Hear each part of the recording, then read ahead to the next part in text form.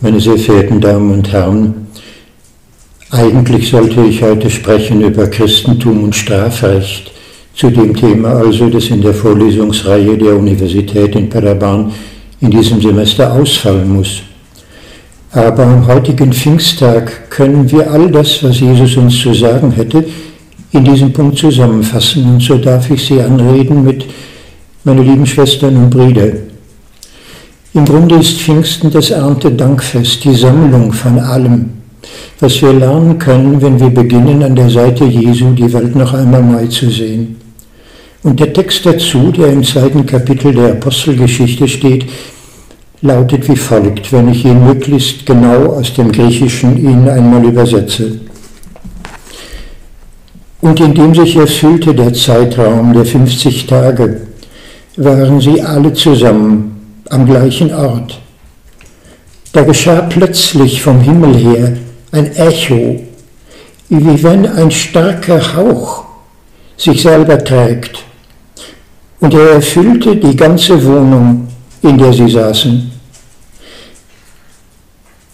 Da taten sich ihnen sichtbar Zungen, wie von Feuer, die sich verteilten, und es ließ sich auf einen jeden von ihnen nieder.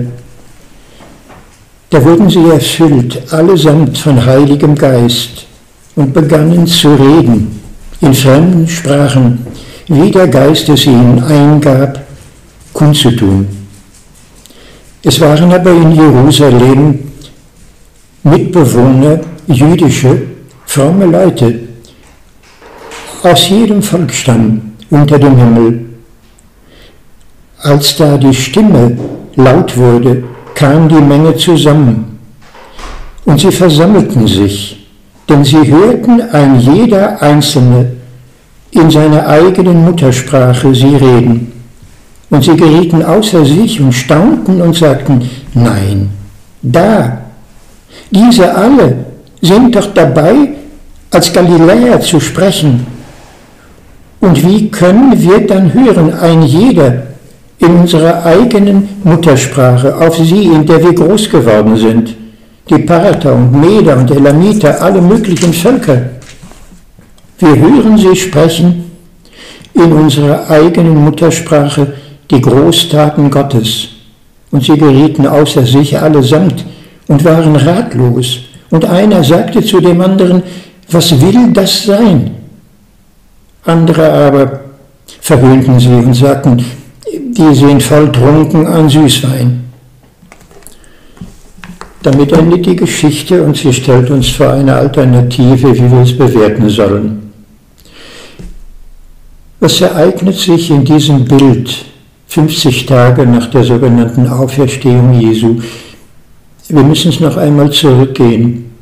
Da wird berichtet im 20. Kapitel des Johannesevangeliums, wie morgens, als es dunkel ist, Maria von Magdala zum Grabe Jesu geht. Sie hat mit ihm alles verloren, was ihr Leben war. Von der Frau wissen wir historisch nur eine einzige kurze Bemerkung aus dem 8. Kapitel des Lukasevangeliums. Sie war besessen von 7 bösen Geistern, wird da in einer magischen, archaischen Sprache von ihr gesagt. Wir müssten uns einen Menschen vorstellen, dessen Seele völlig zerfallen ist, der nicht mehr weiß, wie man ihn anreden könnte. Er hat keinen Namen mehr, er ist ausgeliefert an das, was die anderen ihm gesagt haben. So muss er von sich denken, so muss er sich verhalten, so muss er sein in den Augen aller anderen. Er ist nicht er selbst. Und an der Seite Jesu muss diese Frau erlebt haben, wie sich ihre Seele, wie ihr Leben sich zusammenfügt, eine neue Einheit gewinnt, ein eigenes Selbstbewusstsein erhält, eine neue Würde. Manchmal ist es, dass Menschen einander kaum in die Augen schauen dürfen und können. Immer haben sie gelernt, dass sie abgelehnt wurden, niedergemacht wurden, wegkommandiert wurden, sie ins Unrecht gesetzt wurden. Und ihre Hoffnung wäre, man könnte einander einmal anschauen auf Augenhöhe. Buchstäblich mit Respekt, sodass die Augen des einen sich zurückmalen in den anderen. Maria von Magdala hat es gelernt an der Seite Jesu, neu sich akzeptiert zu fühlen. Aber genau deswegen haben sie ihn umgebracht. Die Frau, die in diesem Dämmerlicht sich ans Grab Jesu begibt, hat im Grunde alles verloren. Und dann ist es so ähnlich, wie wenn wir an einem offenen Grabe stehen und uns fragen, was jetzt mit uns selber geschieht. Manchmal in den Traueranzeigen heißt es, du bist da, wo wir sind, in unserem Herzen lebst du ewig. Aber das ist nicht die Erfahrung der Maria von Magdala und eigentlich niemandes Erfahrung, der erleben muss, wie jemand von ihm weggeht, von dem er selbst gelebt hat. Es ist, wie wenn wir uns rückwärts wenden würden in die eigene Erinnerung. Und es formte sich der Rückblick zu einem Ausblick nach vorn. Im Grunde haben wir den anderen nicht verloren. Wir gehen auf ihn zu und spüren, dass er auf uns wartet. Und wir möchten da sein, wo er immer schon ist. Geht nach Galiläa, sagt der Engel am Grabe bei Matthäus, da wird er euch voraus sein. Das ist, was Maria von Magdala erlebt. Die Worte, die der Mann aus Nazareth sprach auf dem Berg der Verklärung, sind doch an sie selber gerichtet. Die Wandlung ihres ganzen Daseins. Glücklich nenne ich in dieser Welt die Menschen, die noch weinen können. Glücklich nenne ich die Menschen, die ihre Armut kennen und anerkennen. So war ihr ganzes Leben und nun erhält es ihre Würde wieder. Man kann Jesus nicht töten, er ist selber das Leben. Und die vermeinten, ihn abschaffen und beseitigen zu können, zeigen nur, dass sie selber der Tod sind. An die darf man nicht glauben. Dann wird es eine Entscheidungsfrage über alles. Alle Naturwissenschaftler werden uns den Tod dahin interpretieren, dass eine kurzzeitige Bündelung von Energie wieder zerfallen wird in den Daseinsstufen, die sie erreicht hat. Von der Psychologie herunter in die Biologie, von der Biologie in die Chemie, letztlich in die Physik. Ein paar Gammastrahlen werden noch an das Universum sich melden und die Entropie erhöhen. Alles zerfällt. Das stellt die Naturwissenschaft als sichere Tatsache und letzte Auskunft über unser Dasein fest. Oder wir richten das Auge statt nach unten, nach oben und sehen die Gestalt, die am Himmelfahrtstag Jesu vor 9 Tagen dem Pfingsttag vorausging. Wir glauben an das Leben. Wir glauben, dass unser Leben einmündet in den Armen Gottes, aus denen es kam. Und wir fühlen uns angenommen im Ganzen. Und was sich hier auf Erden ereignet, kann sich und wird sich erfüllen dann für immer. So eine Andeutung davon ist der Pfingsttag. Erntedank, in dem sich erfüllt im Zeitraum der 50 Tage alles, was Jesus uns zu sagen hatte. Dann beginnen wir zu denken wie er, zu sehen mit seinen Augen, zu hoffen mit seinem Vertrauen. Und es gibt keinen Tod mehr. Es gibt nur ein Leben, das sich schrittweise reifend immer mehr öffnet. Was ist das für eine merkwürdige Geschichte, in der plötzlich Menschen anfangen, so dass alle es verstehen, in einer wie unbekannten Sprache. Darüber nachgedacht hat einmal ein Schüler von Sigmund Freud, der Züricher Pastor Oskar Pfister. Er hat später ein Buch geschrieben, Das Christentum und die Angst, weil er meinte, alles, was Jesus zu sagen hatte, richtet sich an die Grundangst, die zu unserem Leben gehört, zu unserer Sterblichkeit gehört. Und er wollte sie überwinden, im Bilde gesprochen, wie wenn er über die Fluten des Sees von Genezareth hinweggeht, zu dem Jenseitsland, zu dem wir alle unterwegs sind. Oskar Pfister meinte, in den 20er Jahren, als er die sogenannte Glossolalie, das Zungenreden in Gruppen, zu begreifen versuchte, es sei möglich, dass Menschen ihre Kindheit wie verloren hätten, weil man sie kaum je akzeptiert hat, kaum je in Ruhe gelassen hat, kaum je ihnen geduldig zugehört hat, mit Mal in der Erfahrung einer Gruppe, im Beisein von Menschen, die gemeinsam zu singen beginnen, sich wie zurückversetzt fühlen in das Sehnsuchtsland, das es nie gegeben hat und dessen sie doch bedürft haben, kaum dass sie auf der Welt sind. Oskar Pfister meinte, dieses Zungenreden ist eigentlich ein Rückfall, eine Regression in die vermisste Kindheit. Unterhalb der Sprachfähigkeit, die wir frühestens mit 1,5 Jahren lautformend, allmählich zu beherrschen beginnen unbewusst sogar die grammatikalischen Strukturen in uns aufnehmend, in all dem Durcheinander, in dem mit uns geredet wird, jenseits aller Grammatik. Bevor wir also anfangen, eine eigene Sprache reden zu können, üben wir Kinder in Lauten, sich verständlich zu machen, die die Mutter meist versteht, obwohl es keine eigentliche organisierte Sprachform noch sein kann.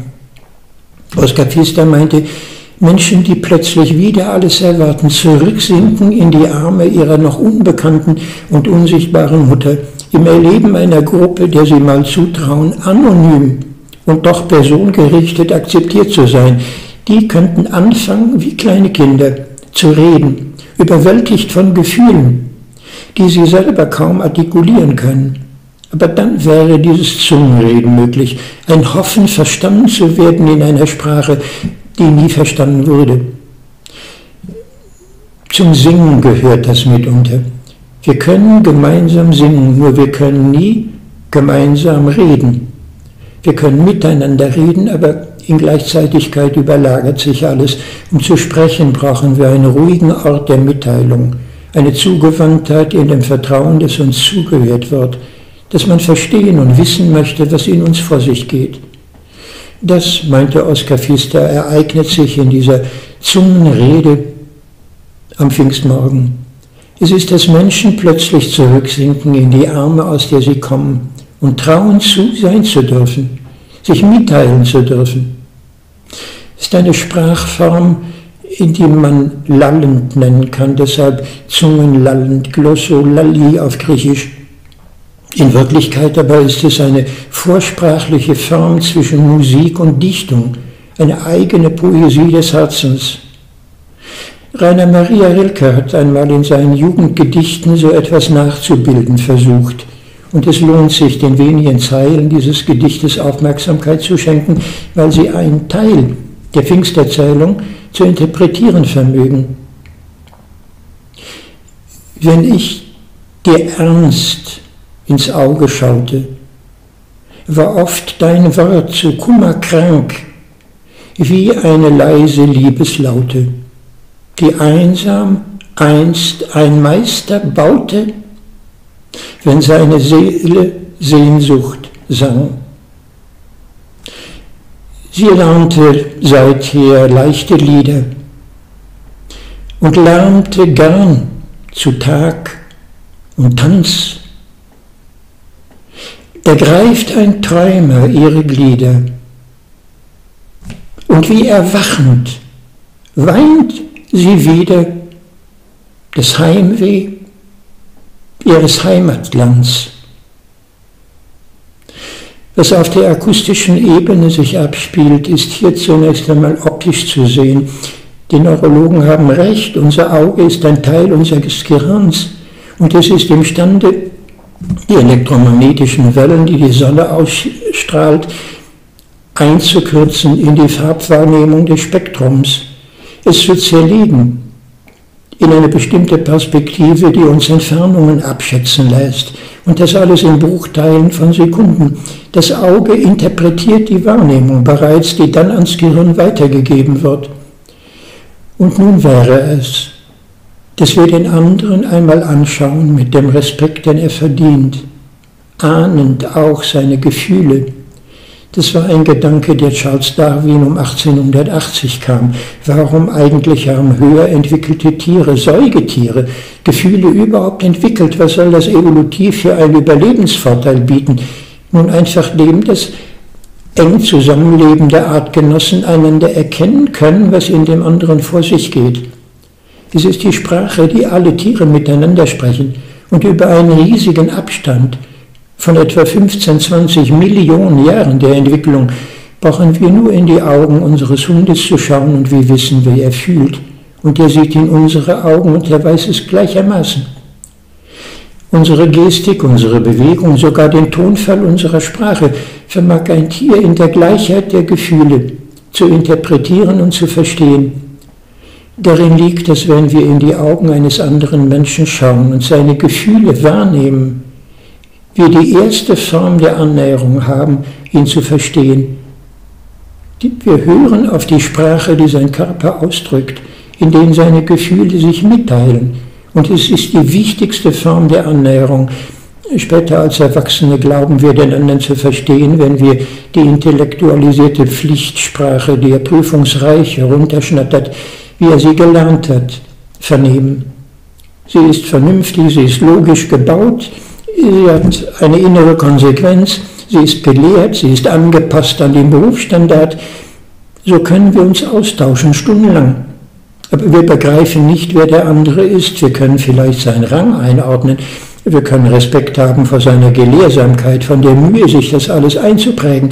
Aber es ist völlig äußerlich.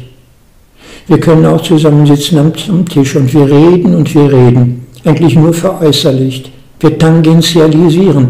Wir interessieren uns für die Person des anderen gar nicht. Wir übervorteilen uns, wer kann noch bessere Witze machen, wer kann krachledern, Sprüche voneinander ablassen. Sie gelten nicht der Person des anderen, viel eher der Selbstdarstellung. Es soll Unterhaltungswert haben, es soll leicht sein im Umgang miteinander. Nach dem zweiten Bier fällt es sogar alles viel einfacher vielleicht. Im Grunde ist es eine abscheuliche Sprache. Wir schauen uns dabei nicht an, wir kommen uns dabei nicht näher. Wir gehen auseinander, wir hauen uns auf die Schulter, wir bestätigen uns einer gewissen Form von Kameradschaft, aber wer in all dem sind wir und waren wir als Personen? Was Rilke meint ist, wir vernehmen plötzlich das unhörbare Wort, ganz leise, eines Kummers, der bis dahin nie sich gemeldet hat. Und dann ist es, wie wenn das Herz in eine Schwingung kommt, die Töne erzeugt, nicht das Echo hier, wie wenn ein starker Sturm erdröhnt, mächtiger vielleicht, weil sehr viel leiser.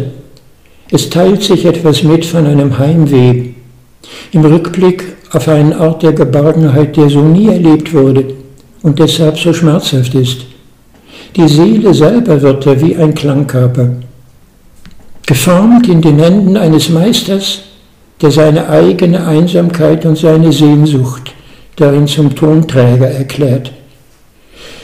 Diese Schwingungen vernehmen wir plötzlich, nur wie fein müssten wir da hören. Wie mit Oskar Pfister gesprochen, die Sprache eines Kindes im Munde eines Erwachsenen noch einmal vernehmen, in die Augen des anderen schauen und sehen, was darin vibriert, an Fragen, an ungeklärten Aufgaben, an Verlangen, auf das nie eine Antwort war. Und wie jetzt könnten wir uns selber formieren, dass es in Übereinstimmung geriete, in eine Harmonie käme, sodass die schwingenden Seiten der Seele des anderen uns selber berühren und darin den Ton erzeugen, der darauf antwortet, buchstäblich in Resonanz.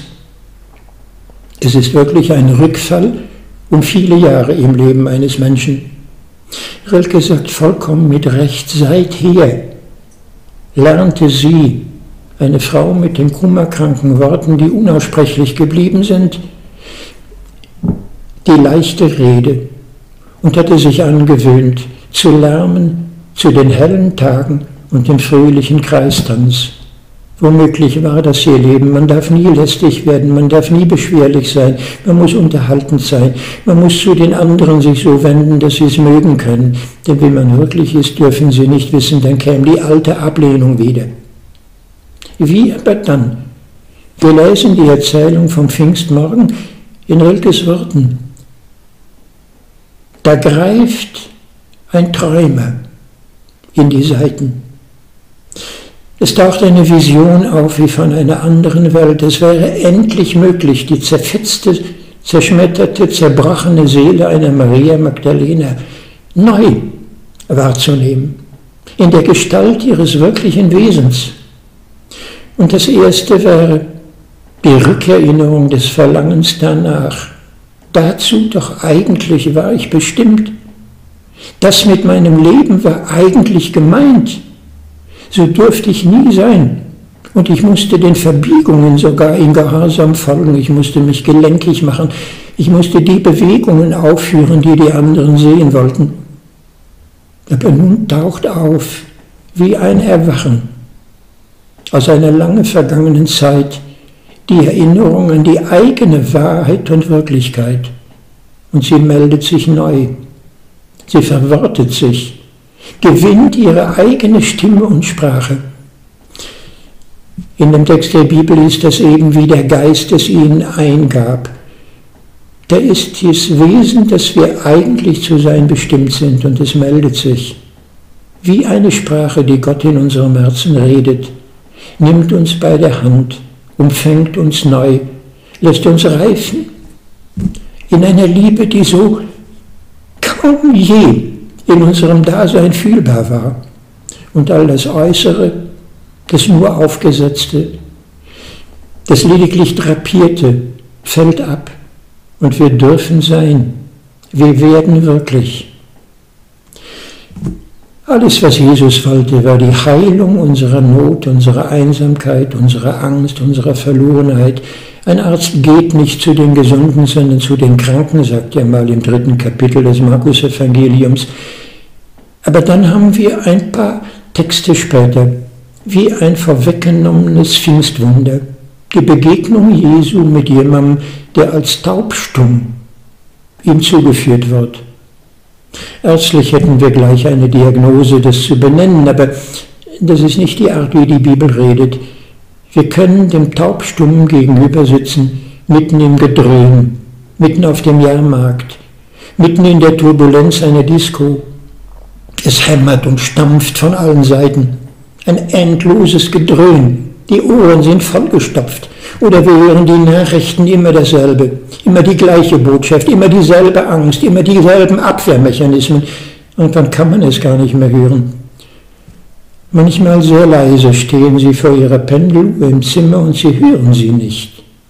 Sie sind so sehr gewohnt an den Gleichtakt und die Laute, die davon an ihr Ohr dringen, dass sie es nicht mehr beachten. Es ist so normal, dass sie sich Mühe geben müssen, dem Aufmerksamkeit zu schenken. Sie hören es nicht, weil sie es immer hören. So kann man taub werden, weil man immer das Gleiche bis zur Unerträglichkeit vernimmt. Das Schlagwerk ihrer Pendeluhr ist sehr leise, freundlich, aber das stampfende Gedröhn aller mit derselben Stimme, mit demselben Kommando, mit der gleichen Drillaufforderung, du musst aber, wir haben jetzt die Pflicht, wir sind aber so. Irgendwann verstummt man und wird taub dagegen.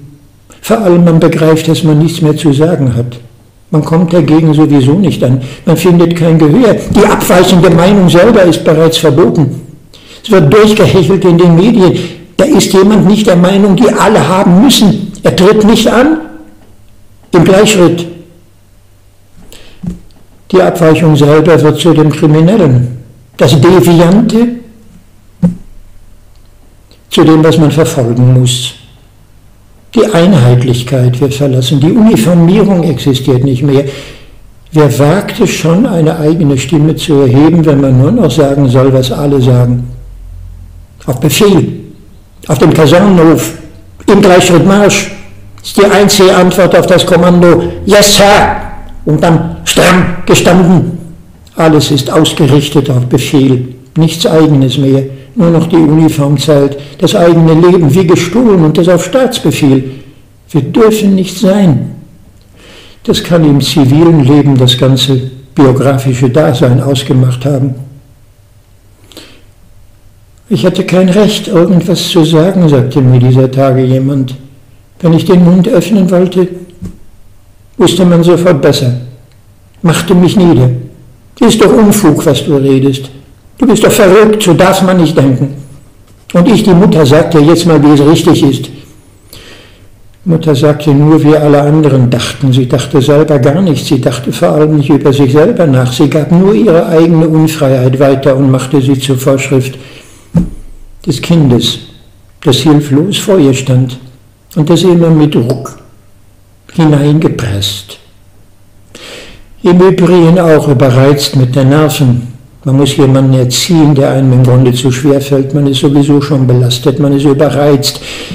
Wann hat man denn selber auf die Mutter mal gehört? Sie hatte zuzuhören, wie sie selber zu sein hatte, und nun gibt sie weiter, wie ihr Kind zu sein hat. Auch das hat Rilke noch einmal wiedergegeben. Wie im Kontrast zu dem, was retten könnte, behaftet aber mit der Schwierigkeit der Angst, es Hilfe wahrzunehmen. Er schreibt, sie war ein unerwünschtes Kind. verstoßen aus der Mutter Nachtgebet und immer ausgeschlossen von dem Großen, das gebend durch die Dinge geht. Sie wünschte wenig und nur selten, kam wie ein Wein über sie. Nach einem Land mit bunten Zelten, nach einer fremden Melodie, nach weißen Wegen, die nie stauben.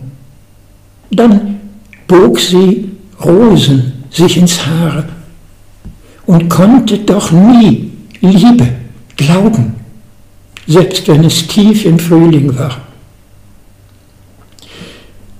Wenn es eben noch hieß, Jesus wollte mit seiner Botschaft die Not, die Einsamkeit, den Zweifel, die Nicht-Akzeptiertheit, die Verlorenheit von Menschen heilen, indem er einen jeden bei der Hand nahm, dann zeigt sich in der Heilung dieses Taubstummen gerade so.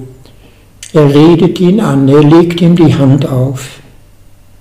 Ipatach heißt es auf Aramäisch in seiner Heimatsprache, in dem Dialekt, in dem er selber groß wurde. Tu dich auf, öffne dich, heißt im Grunde, lass die Angst, Verpanzerung des Misstrauens, der Verfestigung in der erlernten Einsamkeit nach und nach sein. Glaube der Liebe, die du nie erlebt hast, mehr vielleicht als den ständigen Ablehnungen. Unerwünscht heißt schon, meine Existenz ist den anderen zu viel geworden.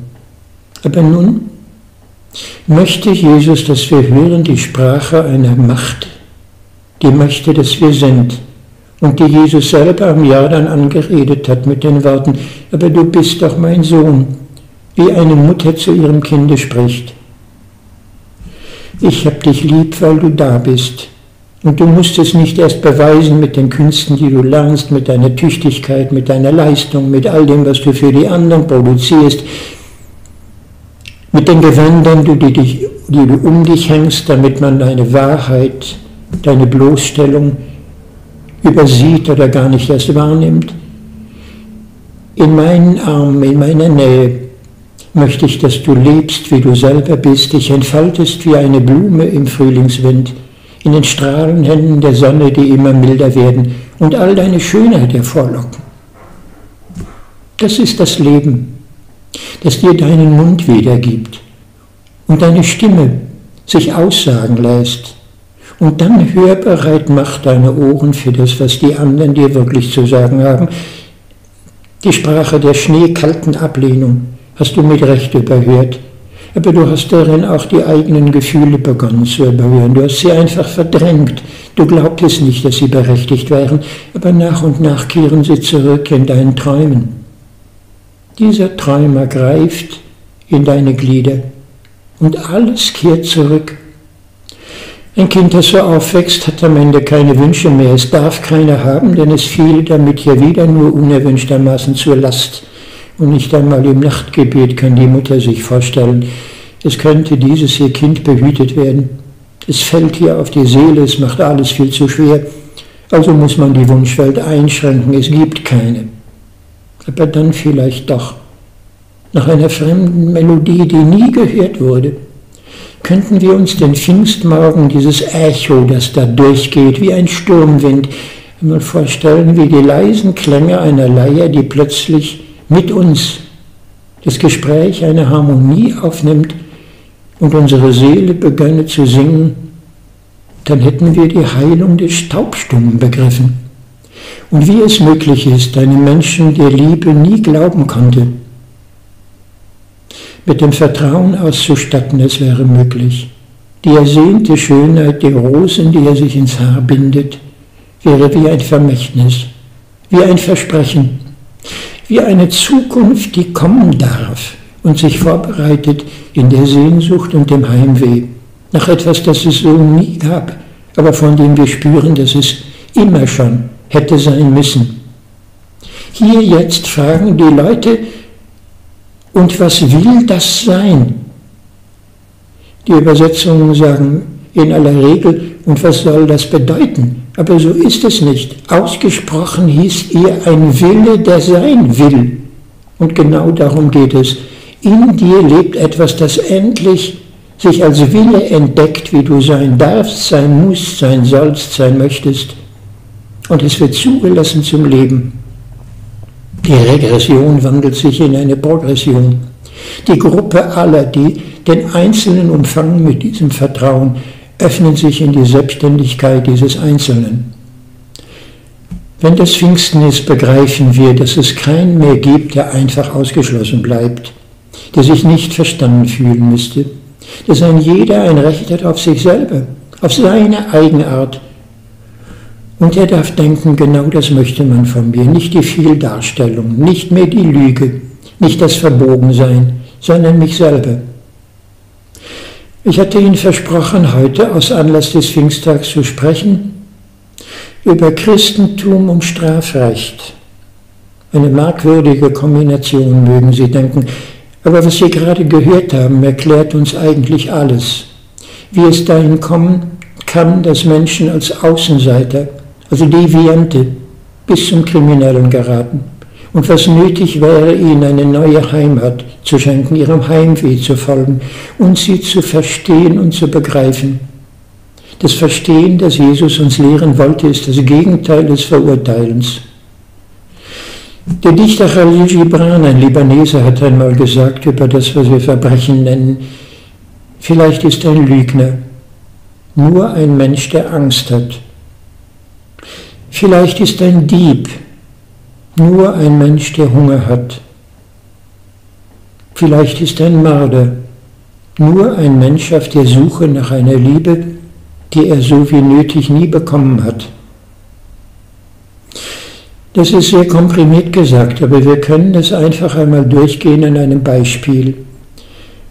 Sie mögen, wenn Sie es hören, sofort denken, es ist eine Ausnahme.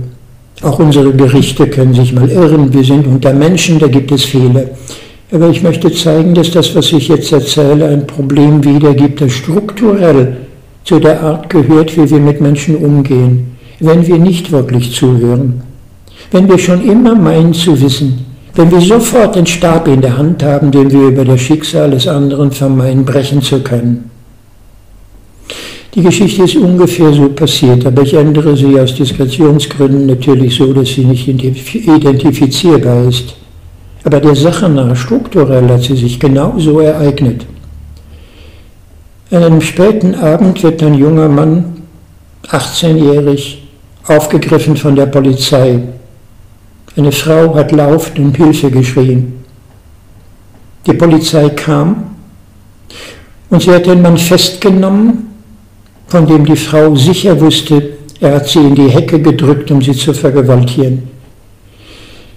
Der Mann sitzt auf dem Trottoir, hat sein Gesicht in die Hände gelegt, läuft nicht weg, leistet keinen Widerstand, übergibt sich der Polizei und die meldet es natürlich der Staatsanwaltschaft. Die schaut in den Akten nach und sie gibt sich sicher. Das Zeugnis der Frau ist unwiderleglich. Sie hat Angst, begründete Angst vor diesem Mann gehabt. Ist ein Frauenschänder, ein potenzieller Triebtäter, ein Vergewaltiger. Man muss die Frauen schützen gegen solche. Das steht fest mit dem strengen Strafrecht. Er ist 18 Jahre, da gilt Erwachsenenrecht. Der Staatsanwalt ist sich ganz sicher. Die strafverfolgende Behörde muss die Spur aufnehmen. Das ist beamtete Pflicht und es ist vollkommen klar, die Indizien sind eindeutig. Die Zeugenaussage der Betreffenden unwiderlegbar. Die Polizisten in ihrer Feststellung eindeutig.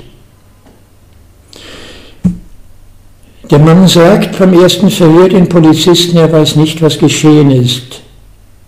Dummheit, weiß der Staatsanwalt, eine brutale Lüge, eine unverschämte Erklärung. Natürlich weiß er, was passiert ist. Man kann ihm nicht glauben. Zugeordnet ist in unserem Rechtssystem ein Verteidiger. Jeder hat ein Recht auf einen Verteidiger. Das ist ein wirklicher Fortschritt. Das war nicht immer so. Vormals konnte man Sklaven verhören unter der Folter und was sie dann zu sagen hatten, galt als Wahrheit. Was wird ein Verteidiger wissen von seinem Klienten? Was will er überhaupt wissen? Es spricht alles gegen ihn. Auch dem Verteidiger wird er sagen, ich weiß nicht, was passiert ist. Das müssen Sie doch wissen. Sie haben die Frau angegriffen. Ich weiß nicht, was passiert ist, aber das haben Sie doch getan. Ich weiß es nicht. Der Verteidiger wird die Akten schließen, er weiß Bescheid. Der Mann schämt sich, er wagt nicht zuzugeben, was er getan hat, er fürchtet die Strafe, die er absehen kann. Man kann ihm nur raten, dass er jetzt endlich gesteht. Er hat absichtlich in brutaler Begierde die Frau überfallen, er war sexsüchtig. Wenn er das eingesteht, hat er eine gewisse Chance. Der Staatsanwalt wird dann nicht gerade auf Milderung plädieren, aber das kann ich dann als Ihr Anwalt. Wenn Sie geständig sind, können Sie die Strafe abmildern. Aber Sie müssen gestehen, sonst wird man Sie verurteilen als uneinsichtig. Es gibt einen Aktenvermerk über diesen Mann, da war er 14 Jahre, ist schon auffällig geworden, straffällig geworden, durch einen Diebstahl. Ein Ladendiebstahl, Sie hören, in unseren Zeiten ist ein Ladendiebstahl fast so schlimm wie ein Sakrileg, wie wenn Sie den Altar einer Kirche leer geplündert hätten. Wir haben eine Gottheit im Kapitalismus, die ist das Geld und der Warenfetischismus. Wenn da jemand übergriffig wird, ist es ein Gottesraub, ein Skandal schlechthin. Das muss geahndet werden, das wird eingetragen, auch bei 14-Jährigen. Die sind vorbestraft dann. Der junge Mann hat Buntstifte gestohlen, im Materialwert von 2 €. Für die hätte er sich die Buntstifte auch kaufen können. Das hat er aber nicht getan. In der Sprache der Psychiatrie haben wir dafür eigene Worte. Diebstahlsucht oder Diebstahlswahnsinn, Kleptomanie, Zwangshandeln im Übergriff auf Ladenwerte. Im Kreislauf von Produktion und Konsumtion müssen wir uns fügen. Alles kostet sein Geld, das haben wir verdient, das müssen wir bezahlen. Am besten jetzt in Bargeld, damit es für die Banken kontrollierbar bleibt. Was sich wirklich ereignet hat mit dem 14-Jährigen, wollte keiner wissen. Aber es wäre seine Geschichte gewesen, wenn man auch nur mal 20 Minuten zugehört hätte. Die Bedingung wäre gewesen, man hätte ihm glauben müssen, was er sagt. Ist dazu imstande eine Strafverfolgungsbehörde, ein Staatsanwalt, ein Verteidiger? Man hätte glauben müssen, dass es wahr ist, wenn er sagt, ich habe, was mir mit 18 passiert ist, in dieser Hecke, nicht bewusst getan. Ich weiß überhaupt nicht, was mit mir passiert ist. Aber die Vorgeschichte war diese. In der Familie litt alles unter der Alkoholsucht des Vaters. Er war 2-mal schon im Entzug gewesen und 2-mal war es wie umsonst gewesen. Das aber war eine Familienschande, die niemand wissen durfte. Dieser Junge hatte eines gelernt im Schatten des alkoholisierten Vaters. Wir dürfen unmöglich mit irgendjemandem darüber reden. Das Schweigegebot, das Verstummen zwangsweise, war die Ehrenrettung im Schamgefühl für die Familie. Niemand darf das wissen, wie es deinem Vater geht. Und da musst du gehorchen. Du bist ein anständiger Junge, nur wenn du verschweigst, wovor wir alle uns am meisten schämen würden. Und hinzu kam nicht nur die soziale Angst vor dem Spott der Umgebung, sondern die Angst der Mutter jeden Abend, in welch einem Zustand wird der Vater wiederkommen. Dieser Junge stand ganz und gar in der Angst an der Seite seiner Mutter. Endlich war er genötigt, mit 8 Jahren den Vater zu ersetzen, den es nicht gab. Dieser Vater war aber kein schlechter Mensch. Wie die meisten Alkoholiker war er sehr sensibel, feinfühlig, er wollte das Beste. Er schwor auf den Knien, nie wieder zu trinken. Aber er überforderte sich ständig, er meinte es eigentlich viel zu gut. Er war überfordert mit den inneren Leistungsansprüchen und mit dem eigenen Schamgefühl zu versagen. Ich bin dabei, eine Geschichte zu erzählen, die sich überhaupt nicht mehr nach Gut und Böse sortieren lässt. Sie könnte genauso gut spielen im 5. Jahrhundert vor Christus, im Dionysus-Theater auf der Bühne, die im Grunde unsere Seele ist, am Fuße der Akropolis.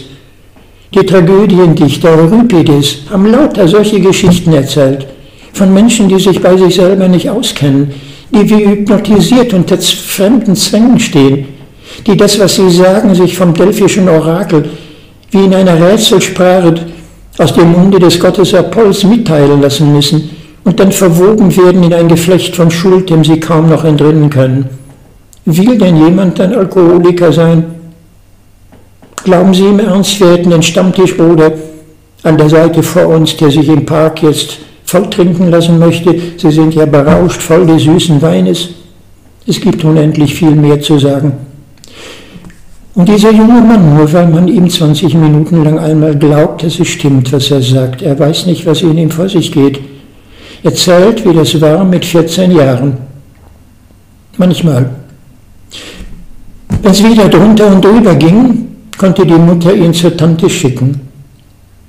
Bei der herrschte ein wenig Ruhe, so etwas wie Geborgenheit. Und für die Zeit, da sie auf ihn aufpassen sollte, gab sie ihm Buntstifte, um zu malen. Das war sein Heimatland. Das, die Heimat, die er nie gehabt hat. Das, die Ahnung und die Erinnerung an ein verlorenes Paradies, das es hätte geben müssen, aber nie gab. Malen. Eine Ersatzsprache der Schönheit, der Fantasie, der Hoffnung verstanden zu werden, des Ausdrucks eigener Erinnerungen. Diese Tante war gestorben, als er 14 Jahre war. Und so kam es zu dem Laden, Diebstahl, zu der Übergriffigkeit, zu einem Verbrechen, das Kapital ist, weil wir an das Kapital glauben und einen anderen Gott nicht kennen. Niemand hatte nötig zu begreifen, wie die Hypnose dieser Kleptomanie zustande kam. Dieses Kind mit 14 Jahren stahl keine Buntstifte. Er stellte in seiner Traurigkeit lediglich den Zustand magisch wieder her, in dem es hatte leben können. Das waren diese Buntstifte. Der Ersatz für etwas, das es nicht gab und das niemand ihm geben konnte. Daher so etwas wie die Verstohlenheit von etwas, das man nimmt, weil es unter der Aufsicht der Erwachsenen als Geschenk undenkbar geworden ist.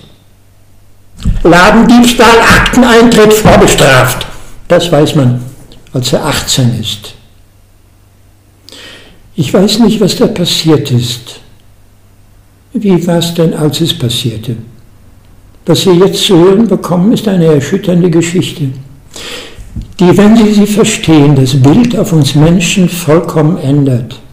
Den Blick auf unser Strafrecht, das staatlich verwaltet sich, gibt, wie den Spruch der Gerechtigkeit von Grund auf noch einmal in Frage stellen muss. Und es überführt eine Reihe von strukturellen Fehlern, weil es sich verschließt der Begreifbarkeit von Menschen in ihrer Not. An dem Abend, als das geschah mit der Frau, die dieser Mann tatsächlich ins Gebüsch gedrückt hat, sodass sie aufschrie vor Angst, war der Vater zurückgekommen nach einer dritten Entziehungskur. Und noch am Abend versank er rückfällig in den Alkohol.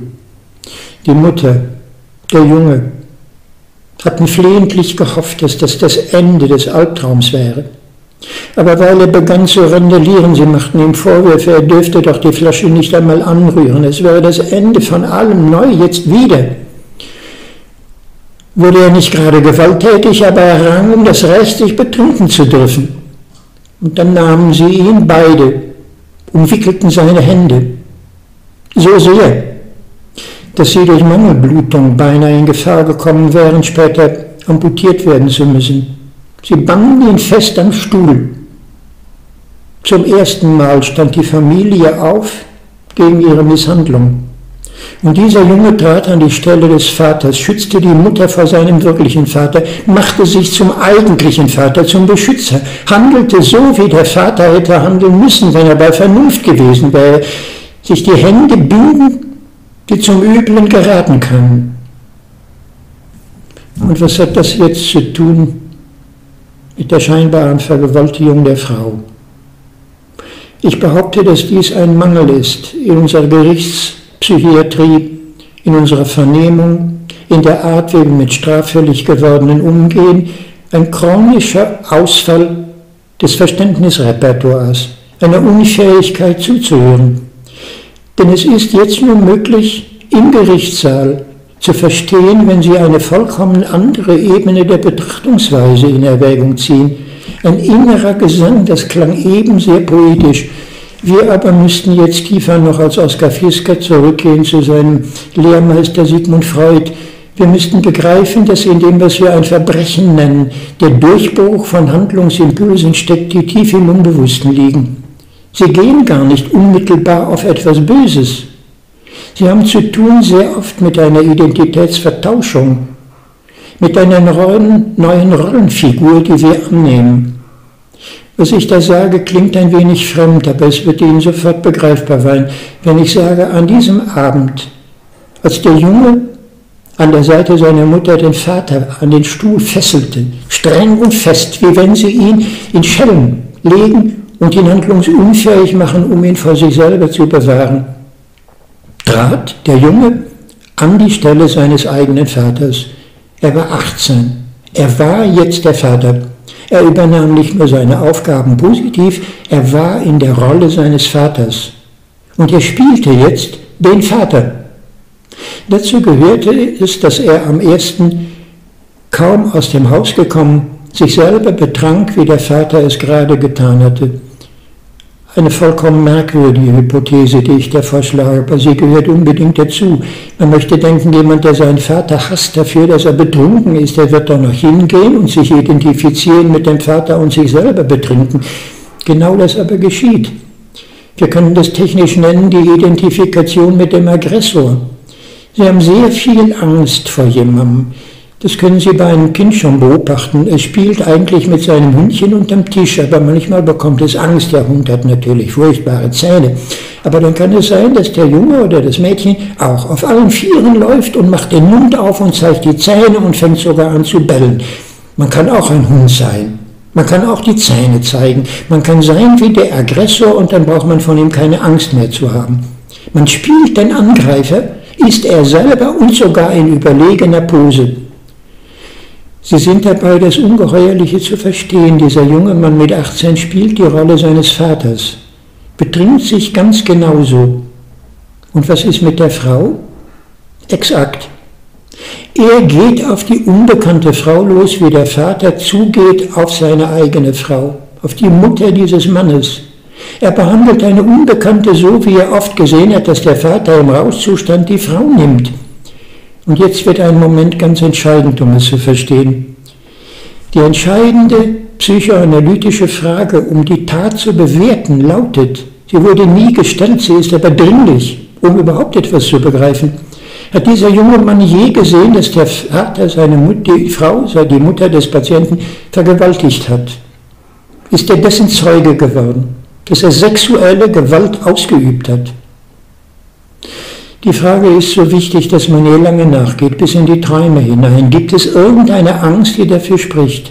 Mein Vater hat die Mutter nicht nur angegangen, er ist über sie hergegangen mit aller Gewalt. Dann müssten wir denken, zur Rollenidentifikation mit dem Vater gehört mindestens versuchsweise auch diese Handlungsform.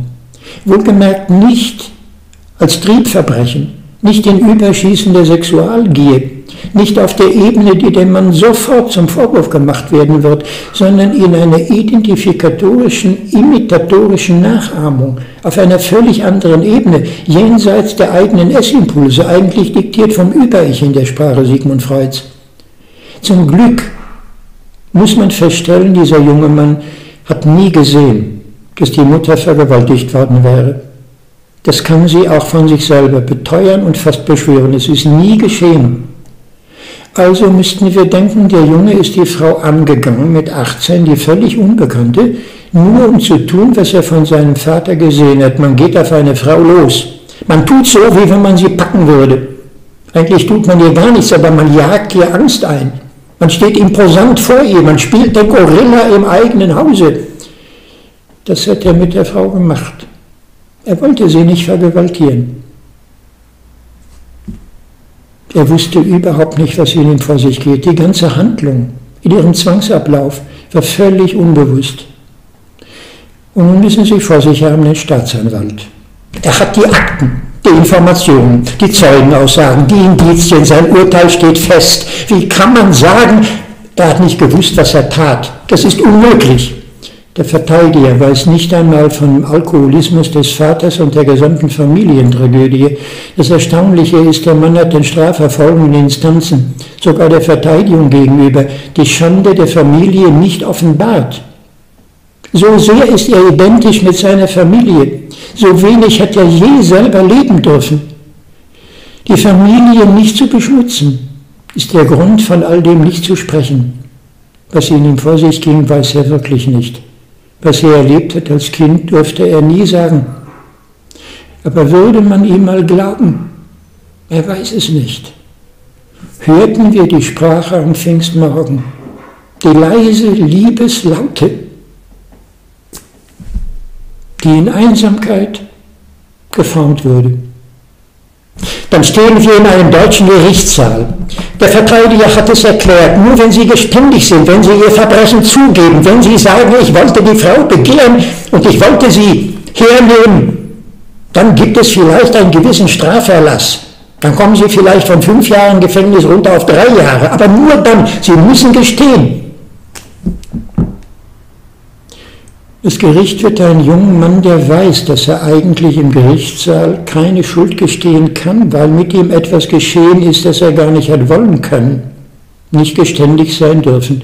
Seine Wahrheit steht im Widerspruch zu dem, was ihm anempfohlen wird, was gerichtliche Vernunft ist.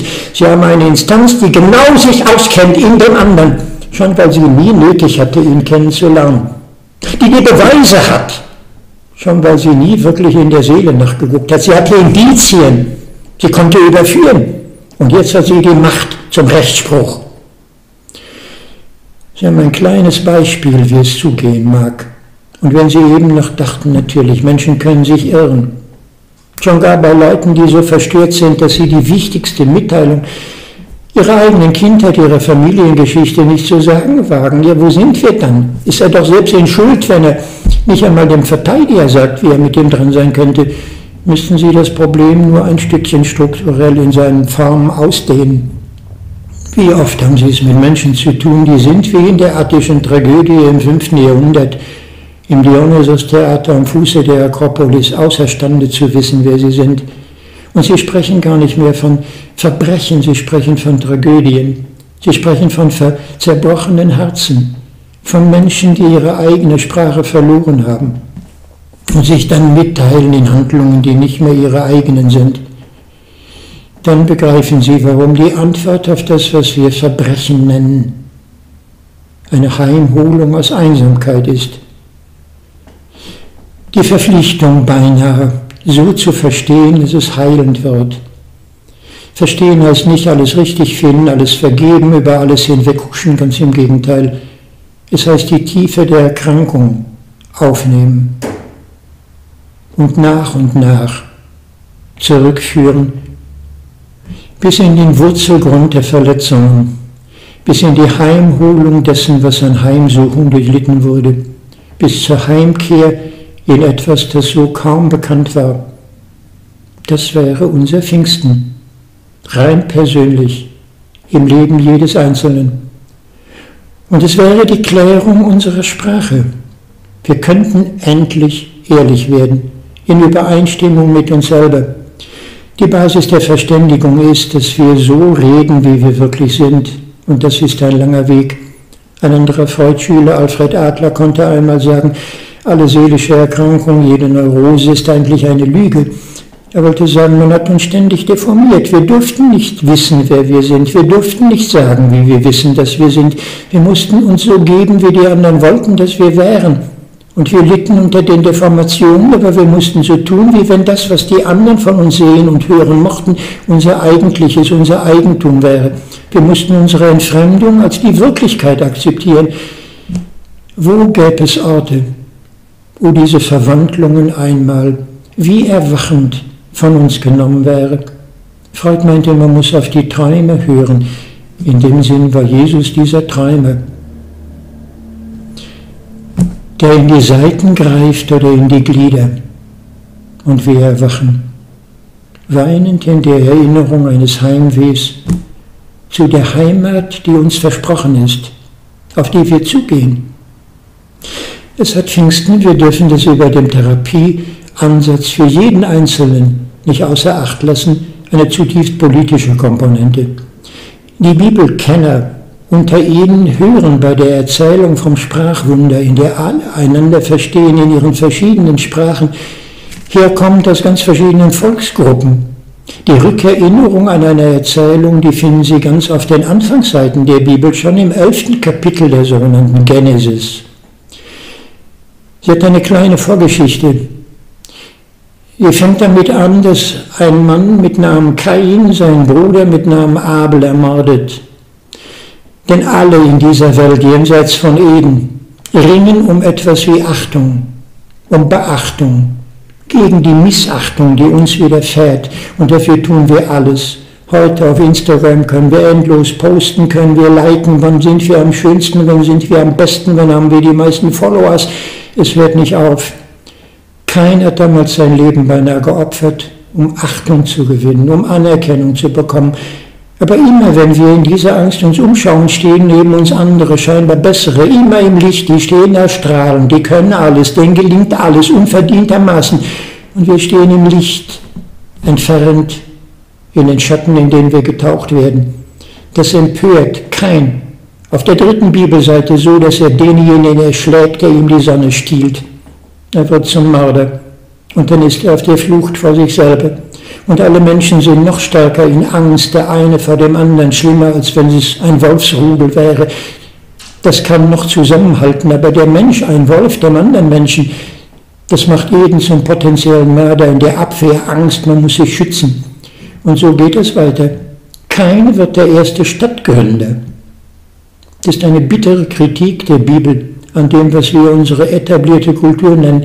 Man schaut in die großen Metropolen Mesopotamiens und man findet die Stadtstaaten in organisierter Gewalt, kasernierte Soldateska, kommandierte potenzielle Mörder, Aggressionen der Peripherie organisiert, um die Nachbarstaaten auszuplündern, zu überfallen und zu versklaven. Das ist die Größe des Etemenanki, des Turms, der bis zum Himmel reicht. Und man wünscht beinahe, er möchte einstürzen. Das traut man in der Geschichte vom Turmbau zu Babel Gott zu. Die Menschen möchten in ihrer Angst so groß sein, sie möchten selber wie Gott sein. Es gibt keine Krankheit mehr, kein Tod mehr, keine unbekannten Fragen mehr. Sie wissen alles, können alles, machen alles und wollen zusammenhalten. Und was wir dann haben, ist eine total in Angst verformte Sprache. Nichts mehr stimmt. Wir brauchen Orwell vielleicht 1984, erfunden 1949, am Ende des Zweiten Weltkriegs. Wir reden unsere Zeitungen, wir reden unsere Politiker, wir reden die Meinungsmacher. Stimmt da irgendein Wort? Das Neusprech, das erfunden wird, ändert alle Worte wie Worthülsen in ihr Gegenteil. Warum müssen wir den Kriegseinsatz in Mali gestern im Deutschen Bundestag genehmigen? Für 100 weitere Soldaten aus Verantwortung, für den Frieden, im Kampf gegen den Terror, um Sicherheit zu schaffen. Stimmt davon ein einziges Wort? Wir nennen Kriegseinsatz allen Ernstes Frieden. Wir nennen den Kampf gegen den Terror Verantwortung. Peter Scholler-Thur konnte sagen, Terror ist kein Gegner, er ist eine Kampfform der Unterlegenen. Die Mächtigen leisten sich den Terror ihrer Kriegführung, am liebsten aus der Luft. Dann bombardieren sie, dann haben sie Drohnen, dann haben sie Hellfire-Rakets, um gezielt zu morden. Das ist kein Terror, das ist Staatsauftrag in menschlicher Verantwortung. Aber wenn es die haben, nicht zu machen, indem sie ihr Leben dafür auf der Mine opfern, dann ist es Terror. Dann müssen wir uns davor schützen. Wir dürfen um Himmels Willen sie zu begreifen versuchen, welche Werte ihnen all das als sinnvoll erscheinen lassen. Was nennen wir dann Sicherheit? Die potenzielle Tötungsbereitschaft auch Befehl. Wir sind wirklich sicher, wenn wir Atombomben haben. Wenn wir beim Kriegseinsatz gegen Sowjetrussland damals, gegen Putin, Russland heute, beim ersten Abschlagabtausch 120 Millionen Menschen, je nach Winddrehung, beim Beginn der Kampfhandlungen opfern können. Die permanente Schreckensbereitschaft soll unsere Sicherheit sein. Die Albträume, die wir uns nicht eingestehen, sollen wir als Verantwortung bezeichnen. Anders geht das ja gar nicht. Jeder, der sagen würde, Frieden ist möglich. Liebe uns Regierende, wir haben andere Aufgaben. Herr Müller sagt das gerade, auch im Bundestag. Die EU hat noch keinen Cent ausgegeben für die Länder der dritten Welt. Da ist Corona gerade im Kommen und viel schlimmer. Die Leute können sich überhaupt nicht wehren. Die hungern, die haben keine Hygiene. Dafür müssten wir jetzt was tun. Bitte EU, helft mal den Leuten in wirklicher Verantwortung. Wir haben eine andere Verantwortung, unsere Sicherheit. Wir kaufen gerade 130 neue Kampfbomber. Frau Kramp-Karrenbauer setzt gerade in der Howaldwarte in Hamburg 4 neue Fregatten ein, damit wir sie im Pazifik loslassen können, in der Machtauslegung gegen China. Das ist Verantwortung. Das ist die Sprache von Babylon. Eines großmachtswahnsinnigen Gebildes, das sich selber nicht mehr begreift und die eigene Sprache in Lüge umformt. Permanente Angst. Kollektivierte Neurose. Jede seelische Erkrankheit ist Lüge. Adler hat vollkommen recht. Aber wir können sie nur abbauen als Bürger, indem wir den Lügen nicht länger glauben. Krieg ist nicht Frieden. Atombomben sind keine Sicherheit. Ausbeutung ist keine Freiheit. Ich habe Recht ist keine Gerechtigkeit. Und wir beginnen die ganze Botschaft des Pfingstmorgens noch einmal neu aufzunehmen. Wir glauben nicht mehr an das, was man uns sagt, ganz im Gegenteil, wir haben viele Gründe, es zu bezweifeln. Wir fangen an, uns anzugewöhnen, dass bei dem, was wir hören, das Gegenteil stimmig sein könnte, von dem, was uns da eingebläut wird. Wir weigern uns unter Sicherheit, die Kontrolldiktatur zu verstehen, die man gerade jetzt begründet. Alles muss nachvollziehbar sein, muss protokolliert werden, jeder Name, wo bist du aufgetaucht, wird verschriftlicht, aktenkundig oder noch viel einfacher, dein Handy wird protokolliert, überall, dein Smartphone, jeder Kontakt aufgezeichnet, gespeichert, nachverfolgbar gemacht. Ach nein, man nennt das nachvollziehbar, aber das erinnert schon wieder auch an Strafvollzug, wovon wir reden. Eine Gesellschaft in Angst kann nicht gütig sein. Aber das hier wäre der Pfingstmorgen. Eine völlig neue Welt mit einer völlig neuen Botschaft. Ein Anfang wirklichen Menschseins. Eine Rückerinnerung an das, wozu wir geboren wurden. In die Hände Gottes hinein, aus den Händen Gottes und unterwegs dahin. Es gibt ein wunderschönes lateinisches Lied, das ich in Nachübersetzung Ihnen auf Deutsch vortragen möchte. Es stammt um 1200 aus einer verwirrten Zeit. Damals gab es in England einen König, der hieß schon so, König Johann ohne Land. Er kämpfte dauernd darum, irgendwo zu Hause zu sein. Und er lag in Fehde mit der Kirche von England. Das nahm der Papst Innozenz III. Ihm sehr übel. Und in dem ganzen Hin und Her, dem Machtgerangel, in dem, was sollen wir glauben, wer sind wir selber, wo gehören wir hin, gab es einen wunderbaren Mann in Oxford. Ein Theologe, der nachsann über die Zeit, der sogar imstande war, politisch in dem Hickhack zu vermitteln, ein wirklicher Friedenslehrer. Er hat geschrieben ein Lied, das eigentlich in den Kirchen so kaum noch in voller Länge vorgetragen wird, aber das ich deshalb Ihnen zu Gehör bringen möchte. Veni, Sancte Spiritus. Komm, o Geist der Heiligkeit. Der Mann heißt Stephen Langton und verdient, dass man seinen Namen sich merkt. Er war ein großer Dichter auch. Die Art des Lateins, das er formuliert, ist derart fließend, dass wir es im Deutschen Jahrhunderte später nicht annähernd so fein im Rhythmus und in den Reimendigungen zu übersetzen vermocht haben. Flecte, quod est aridum, fove, quod est frigidum, beuge, was verhärtet ist, wärme, was erkaltet ist. Es beginnt mit einem flehentlichen Gebet, nach allem, was wir hörten, etwas, das uns aus der Seele stammt, wenn wir es begreifen. Wir machen es nicht selber, wir klettern nicht auf dem Etemenanki zum Himmel, wir schauen auf nach oben und erwarten es wie ein Geschenk, das die Angst aus der Seele streichelt, indem es uns umfängt wie der Windhauch in dem Haus, in dem sie saßen am Pfingstmorgen. Komm, o Geist der Heiligkeit, aus des Himmels Herrlichkeit, sende deines Lichtes Strahl. Vater aller Armen du, aller Seelen Trost und Ruh, komm mit deiner Gabenzahl. Tröster in Verlassenheit, Labsal voller Lieblichkeit, komm, du guter Seelenfreund. In Ermüdung schenke Ruh, in der Glut hauch Kühlung zu, tröste den, der trostlos weint. Komm, o Geist der Heiligkeit, mach dir unser Herz bereit, dring in unsere Seelen ein. Ohne dein lebendig Wehen nichts im Menschen kann geschehen, nichts ohne Fehl und Makel sein.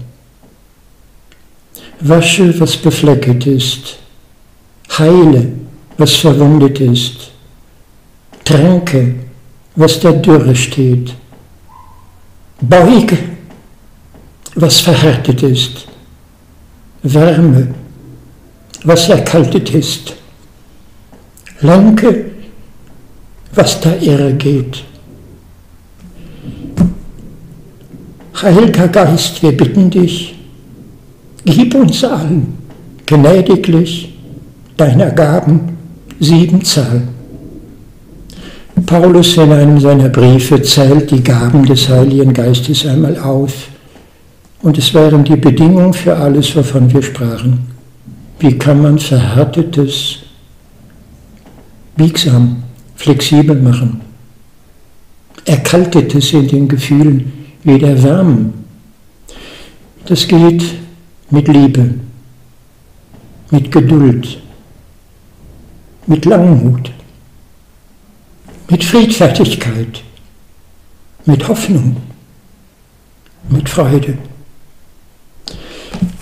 Von ganzem Herzen wünsche ich an diesem Pfingstabend oder Pfingstmorgen, je nachdem, wann Sie es hören, meine lieben Schwestern und Brüder, dass das Gebet der Stephan Lenkten sich erfüllen möge in ihrer eigenen Seele, im Umgang mit sich selber und den Menschen an ihrer Seite, im Herzen ihrer eigenen Familie und sich erweitern möge in die Welt da draußen, die uns oft so fremd ist. Und vielleicht könnten wir sie überzeugen davon, dass Mahatma Gandhi recht hat. Es gibt keinen Weg zum Frieden. Der Friede selber ist der Weg zum Frieden. So ist uns Christus der Weg, die Wahrheit und das Leben.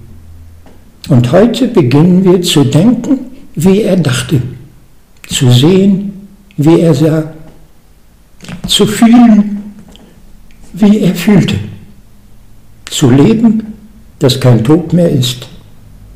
Ich danke Ihnen sehr.